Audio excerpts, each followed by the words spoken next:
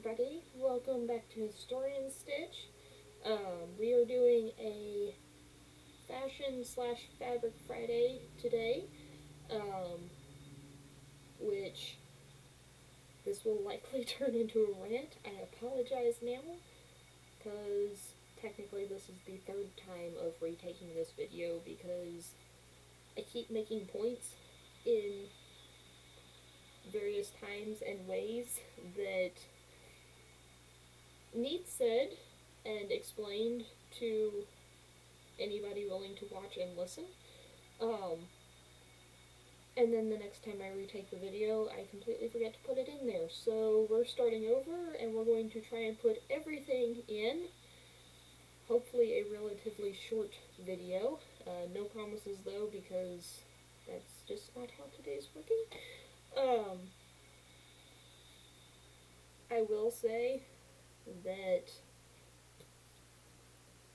all of the information that I will be telling you all today, you can look up online. You can find books about it, especially with the textile history and how to make stuff, like how to make the textiles part. And then the statistics that I will be telling you all, you can find on the EPA's website. There are some things that I will admit are probably going to be a little bit off that I say, but I got them from the website. I have the biggest of the numbers written down. It's the percentages that I never ever get correct. And for my numbers, they're a little bit old because we don't have the statistics for the last 2 years quite yet. So all of my numbers are from 2018 in comparison to 1960. So yeah, where we're going to start with this is the problem at hand, which is, according to everyone in the world, with the exception of a few, actually, with the exception of many, because global warming is also something that the world periodically does, and scientists know that, but they're also not accepting it, of blaming cars, but also blaming cows for global warming and the emissions problem, which is a thing. I will agree to that. It is definitely a thing, and it is eating the atmosphere because you can see it is getting narrower. But at the same time, is it just cars? I'm leaving the cows out of this because the cows have nothing to do with it. They've been on the earth for thousands of years. And no one had a problem. Well, no one. The earth didn't have a problem until there were too many of us and we started healing things that, like absolute plagues, that would wipe out part of the population so that the earth could heal so that we could start over. That is neither here nor there though, because the biggest problem outside of cars and population is the fashion industry. So that's what we're talking about today, because talking to Dad the other day, there are a lot of people who you can convince to stop and think for a second, and they go, oh, I never thought about that. But these are still a thing, and they need to be fixed. And they completely gloss over the fact that what needs fixed is a whole bunch of things at the same time. I just happen to be hyper-focusing on the fashion industry because there's a lot of emissions and chemicals and mess that gets conjumbled together with the fashion industry. I'm saying fashion industry and not clothing industry because we are focusing on three main materials: rayon, nylon, and polyester, or poly anything, actually, where those are the man-made materials that are the most prevalent. You can't buy any clothes today, or rarely any modern clothes, without some form of one of those three in it.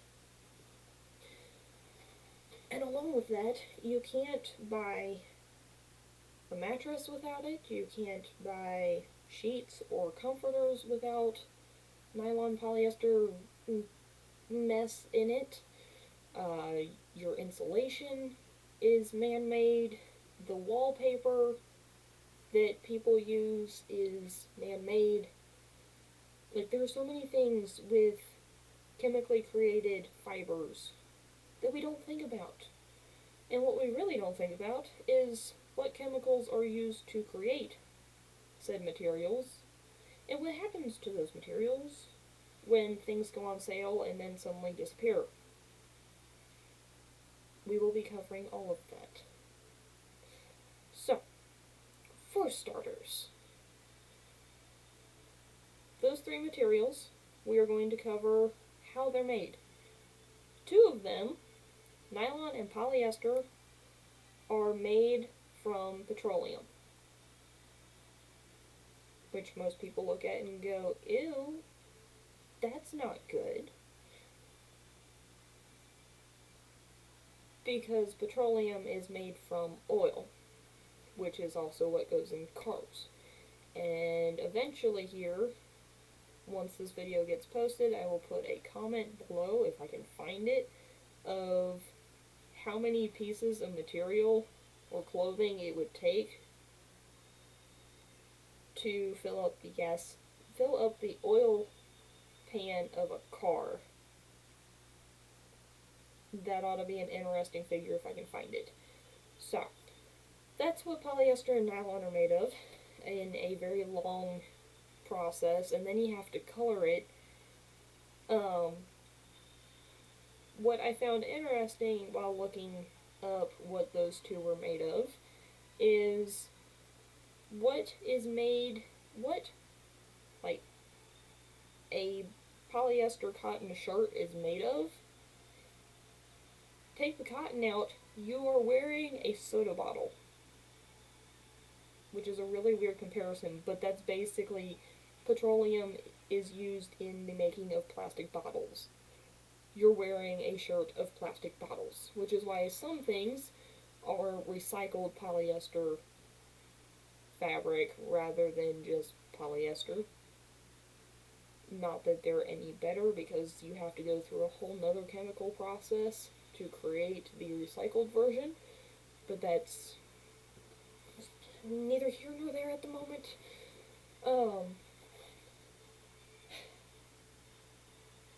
Rayon, which is our third material in question here, is made from wood particle, whether it be hardwoods or bamboo or like any other plant substance, that gets thrown in a container with a whole concoction of chemicals that I am not even going to pretend to pronounce the names of. It's soaked for a period of time, and then shoved into a syringe and squeezed through a little needle that then creates the threads that are weaved into shirts.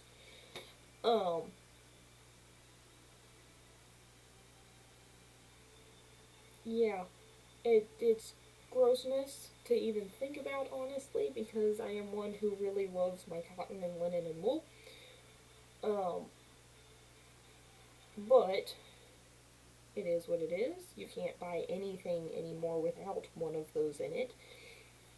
But the bigger problem than how they are made, which is a massive problem anyway, is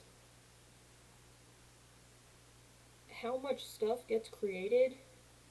And I say stuff because it's not just what you wear, it's not just the jeans and shirts and blouses and hats and pocketbooks and shoes and stuff you put on your body, but also, like I said, your beds, your sheets, your carpets, your wallpaper, everything.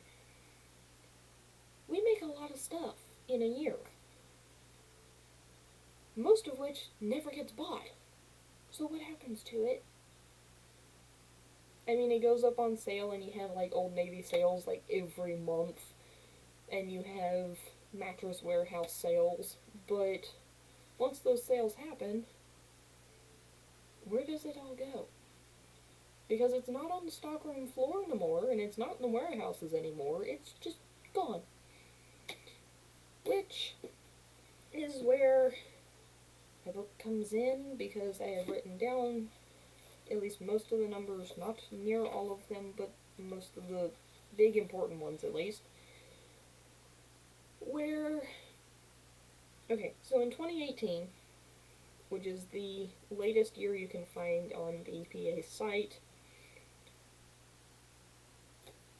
17,030 tons of materials were created to be later used in carpets, wallpaper, sheets, clothes, everything else. 17,000 tons of it. Of that tonnage, 11,300 tons ended up in the landfills. That's not even what we bought. That's just what ended up in the landfills. The 6,000 tons that we bought, a little less, eventually will also end up in landfills if it's not already there. Or there is the incineration process that the fashion industry uses, where if they don't just blatantly throw things away, they burn it. Whether it be by natural means, which I'm not quite sure what even means, or by chemical means, which I'm assuming the chemical versus natural means of burning stuff is like the 5 to 10% ish that they do by natural means. They like throw some fire onto it and hope it actually burns, versus the chemical means of we're going to throw a whole bunch of gasoline and lighter fluid on this pile of stuff and then light it on fire. I'm assuming that's basically the difference there.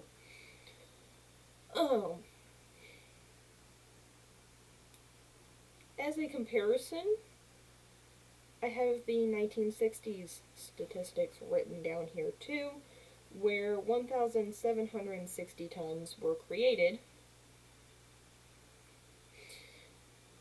1,710 tons ended up in a landfill. With the 1960s statistics, that what ends up in the landfill is also what it's like the stuff that people bought that they then threw away. Basically, it's not all the fashion industry made all of this and then threw it away. It's the combination of what they made as well as what we bought that went away. But there's a huge difference in what we made then versus what we make now. I'm going to digress here for a quick minute with the question of why is that? And the main answer is in the 1960s, you had far less stuff and outfits than you do now. You still had seasons of clothes. Like in the fashion industry, your season is usually like a summer, fall, winter, spring makeup of various colors and materials and cuts and sizes and mess. That is a fashion season. In a nutshell, at least. Rather than having a season, like a full 3-month, this is what is suggested to wear, but you can also wear last year's stuff and still be perfectly fine season, we have almost weekly seasons in the fashion world of such a rapid pace of creating the same things over and over and over that things are made crappily, they are made cheaply, and they fall apart if you look at them funny, which means we're throwing away more stuff compared to what they did then of you're making good quality stuff for the most part that still exists today, and you can still wear it and be fine. Versus today of, no, you can't wear that, you look like an idiot all of a sudden because some higher up said you do. And yeah, that's a really long digression. Sorry.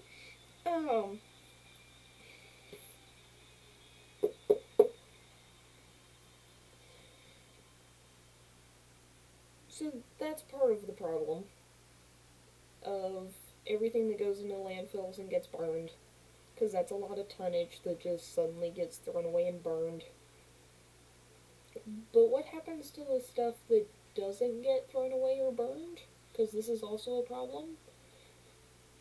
If it doesn't get thrown away or incinerated, it's stuff that's still sitting in our houses. And after a while we look at it and go, I'm never going to wear that again. Let's send it to Goodwill. Not all of it ends up staying at Goodwill though, does it? No, it doesn't. Because if everything that we give to Goodwill or humanitarian groups in general stayed in those groups and in the country, the United States would be overrun by 100-some years worth of clothes. Actually, worse than 100-some years worth, because what we have made in the last 10 years, clothing-wise, should have lasted 100-some years, and it didn't. But where all of that stuff goes is to poorer countries that it's like you watch commercials, and especially at Christmas, you see all of these poor villages that have no water or food, and they need clothes, and they need donations, and you need to send money. So we send clothes. And what happens to those clothes once they get there? They get piled up. And I know this because at Shepherd, in my textiles class and in my not apparel construction, that was costume history that we also watched that video in, of it's like, what happens to the clothes that you never wear and or send to Goodwill? And they panned around this, technically it was a harbor where no ships could get into really anymore because of the amount of clothes that were sitting along the sides. Because what we send over isn't always what they can actually wear or what are practical for the area. Because if you are a farmer in one of the many hundreds of countries in Africa, you don't need a pair of high heels. You don't need 50 pairs of sneakers either, though. And they get all of it.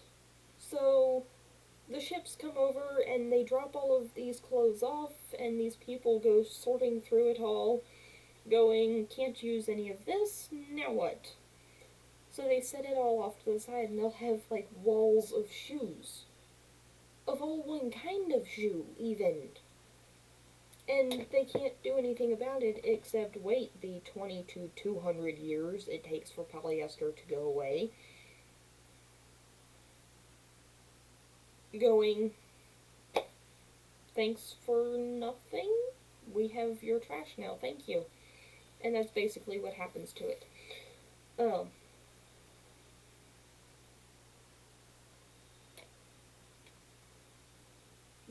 what's really bad is it's not even just we good-hearted people who think we need to send stuff over. I'm not saying it's a bad thing that we do, just saying we need to send the right things over sometimes. Um, Not just the trash that we don't want no more. There are companies that say we don't throw away or incinerate our stuff, we send it to countries who need it. Which is great, except their products these people also don't need. You don't need 70 different kinds of purses to sit and decay in your harbors when what you really needed was a new well. So there's that. And with that, I would like to say that I'm not saying that we should not send stuff over to countries that need it. If you want to go over and help build a well, go over and help build a well. And bring food with you, because they do need those things. But we also need those things here too. What I am saying is we need to be smarter about what we use and what we buy and how we buy it. Don't be impulsive and buy what you want, buy what you need. If you've got a pair of jeans that you've had for all of like 3 months, you don't need another pair of jeans yet, especially if the pair you've got are still in good condition. Now, if the knees are falling out, or the zippers come off, or the button flew off ages ago, then yeah, go get a new pair. You need a new pair. But if you don't need a new pair, don't go buy 50 more pairs of $100-some jeans just because you wanted it and you wanted to keep up with the times. Just use what you got. Fix what you've got. Mend things. Learn how to use skills that our grandparents knew and know how to use, instead of sitting and going, oh, it broke, just throw it away. Fix something occasionally. It's good for you, it's good for the environment, do it that way. What you also might take away from this is I'm saying you have to use nothing but raw materials that are cotton, linen, or wool. I'm not saying that either, because you can't. Either you don't have the money for it because those materials are extremely expensive because they're not fast fashion, or you don't have time. So you go to Walmart and you buy some shirts. Just look at what you're buying first, because the more educated you are about what you're buying and where it comes from and what it's made of, the less likely you are to perpetuate the situation we've created.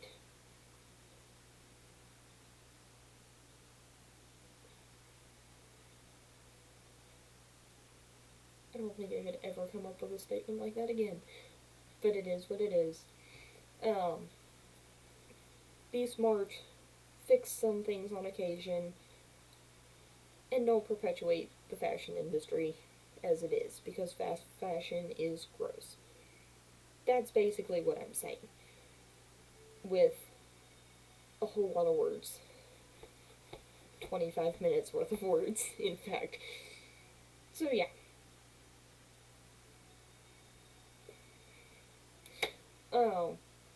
With all of that mess said, please like, subscribe, follow. We are on Facebook and Instagram, and obviously on YouTube too.